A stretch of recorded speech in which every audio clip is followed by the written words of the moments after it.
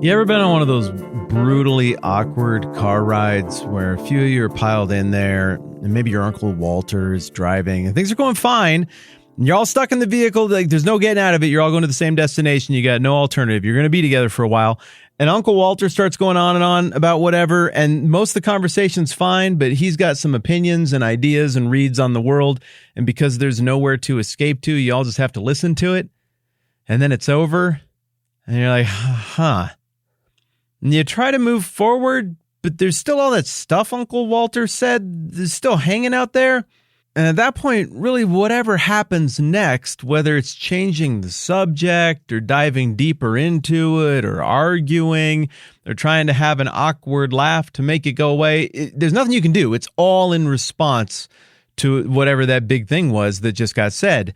And likewise, except for the part where it would be likening Jesus to a ridiculous uncle who says ridiculous things in cars, almost likewise, we have this world-changing set of remarks that Jesus makes on this journey that he's on with the disciples. They're with him. They're in all the way. I mean, there's nowhere else for them to go. Who else has the words of life? I mean, they are riding this thing out to the very end, even though he's already told them a bunch of times, like, I'm going to get killed. It's going to be these people who do it, and I'm going to be raised back to life. It's a lot for them. But again, they're all in the wood-sided station wagon together, going down this road together, and Jesus is driving, and he just made some remarks. And they are remarks that I think the disciples probably found to be troubling because those remarks harken back to some of the darkest, worst cultural, ethnic, religious memories of their people. That being, as we've discussed for the last couple of weeks, the destruction of the first temple and the overwhelming disappointment of the second temple. After Nebuchadnezzar came in with his army in the early 6th century BC from Babylon, he left Jerusalem desolate. The temple is ripped apart. The place is overgrown within just a few decades with trees and shrubs and plants and I Am Legend-looking landscape all over Jerusalem by the time the exiles returned under Cyrus the Great. And even the oft-used phrase, abomination that leads to desolation, which we will unpack more as we go along, seems to be a reference to such evil and wickedness in and around the house of God that it leads to something that is evocative of that historical desolation, that image that's in the mind of the Jewish people about what happened to their holy city and to the temple where God dwelt among them at one point. Nobody wants to go back to that. That's the point. It's a horrible memory. So like Uncle Walter in the station wagon, Jesus makes some remarks that there's just no getting past. Somehow you got to engage with it, and because they're so weighty, whatever you say next is an engagement with it. But unlike Uncle Walter, it's not an insane old person rant. He's saying something that is absolutely true and from God, and that is a prophetic warning in the style of the Old Testament major and minor prophets against a people who are in the process of rejecting him. And so with all of that history from the last couple of weeks now in our hip pocket, we're a little bit caught up to the original audience now. We go back to the very end of Matthew chapter 23, the end of the 7 pronouncements of woe against the religious leaders. But we're going to look at this with our eyes wide open now, having done the work to put ourselves in the shoes of the disciples who were there to hear it as well with this great big history we've looked at. Jesus says, "O Jerusalem, Jerusalem, you who kill the prophets and stone those who sent you, how often I've longed to gather your children together as a hen gathers her chicks under her wings, but you weren't willing. Look, your house is left to you desolate. For I tell you, you will not see me again until you say, 'Blessed is he who comes in the name of the Lord.'" Now, look, I got to figure at this point, the disciples are still hoping that there's some way out of this thing. It's like when you see good quality writing in a TV show or a book and there's obvious foreshadowing that something terrible is going to befall a character who you love and need to see on screen. They're like the heartbeat of the whole story. And you're like, I know good writing and the natural flow and theme and irrefutable arcs of this story are taking us in this direction and it has to go there, but you're hoping against hope that it'll steer in a little different way. There's got to be some way.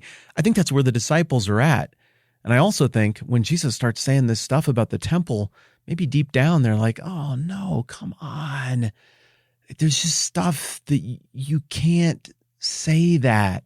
I had somebody helping me out with a thumbnail on a video a while back. Very talented, very smart person, and they're good at art, and I was just picking their brain. They're like, oh, I got something for you. I got carried away. I put some work into it. Here you go, just for fun. And I looked at it and was like, oh, wow, No, that is never going to work. Yes, it would hook people and make them very interested, but also to a huge percentage of Christians, that would be straight up blasphemy. And my buddy didn't know, and I didn't use the thumbnail. But I think I had my finger on the pulse well enough to know that if I trot that out, like, I'm just declaring war for no reason whatsoever. And I think the disciples are feeling some of that emotion here as well. Like, they're looking for the narrative off-ramp, so maybe Jesus doesn't have to die, and he can be regarded as king, and they can be vindicated as being early adopters of the thing that was actually true and real and right, and everybody else can apologize, and they can have their families back, and mom and dad will get back together, and everything will be absolutely fine again. But then Jesus starts saying this stuff, and the language is really not even that veiled.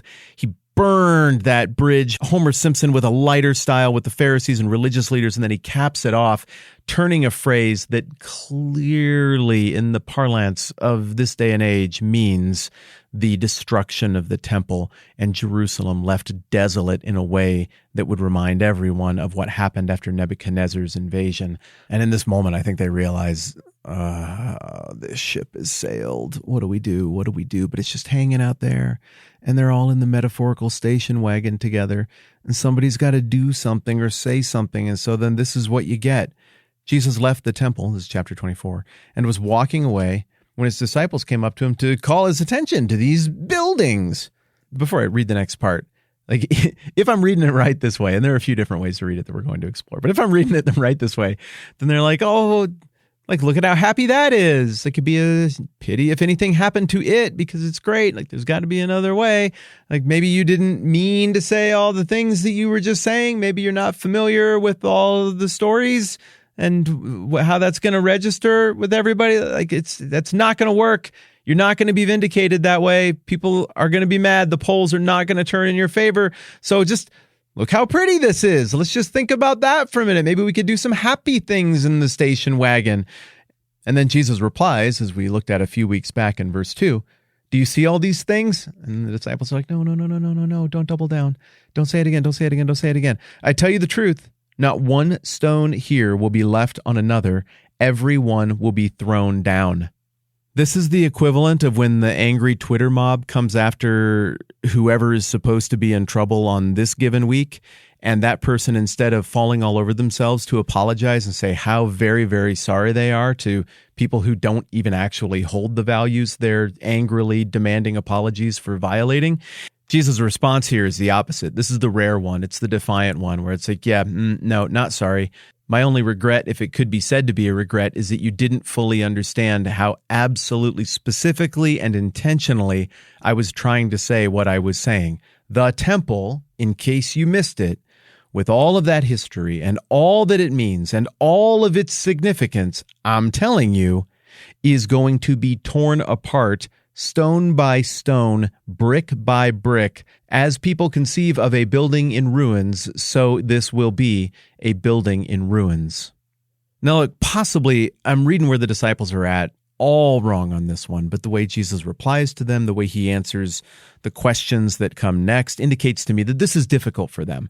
And I don't think that's a mark of weakness on their part. I think it's entirely reasonable for them to be like, but God dwells in the temple and you're the Son of God, and like, we want to salvage that. We wouldn't want the temple to get destroyed because we would still want God to dwell with us. And of course, it's very difficult for them to conceive of the idea of God with us, meaning Jesus and God's presence in their lives, as opposed to God dwelling in the form of spirit in the temple. But again, if the disciples had some pushback or reservations here, I'm not trying to say that that was a mistake on their part. It is a completely understandable thing to have a difficult time with. So then if we empathetically grant that any Jewish person in the first century would have been troubled by any prediction of the destruction of the temple and a promise of desolation in a way that they hadn't seen for 600 years, understanding that anybody in that time in that ethnic group wouldn't have liked that and would have been troubled with it, it does become kind of interesting to consider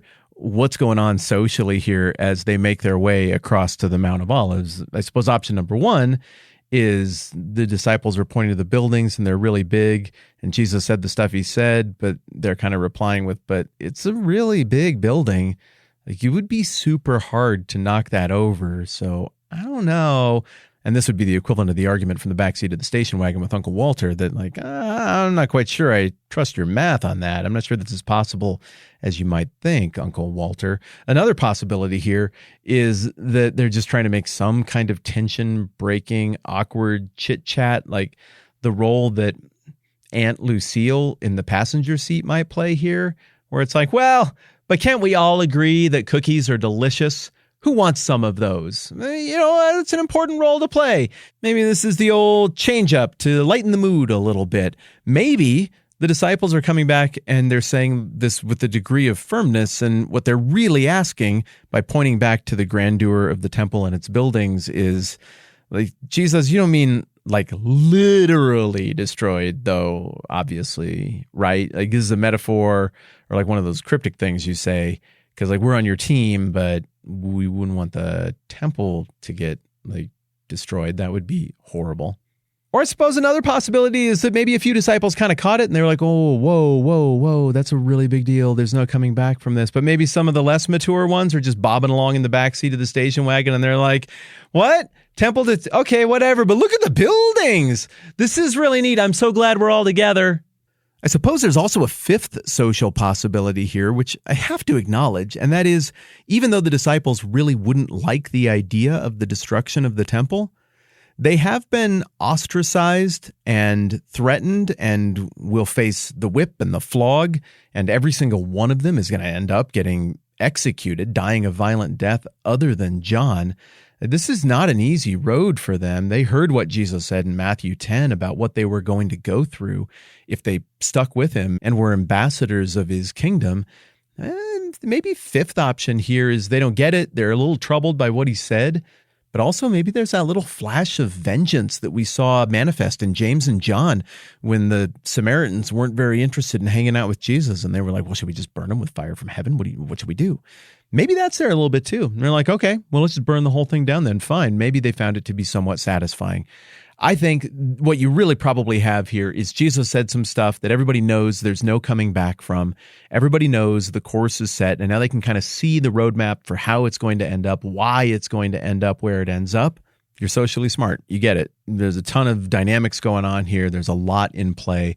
And I think it's worthwhile, after having gone and looked back through the whole temple story, to just pause here and reflect on this moment that transitions us into the bulk of what Jesus has to say in Matthew 24.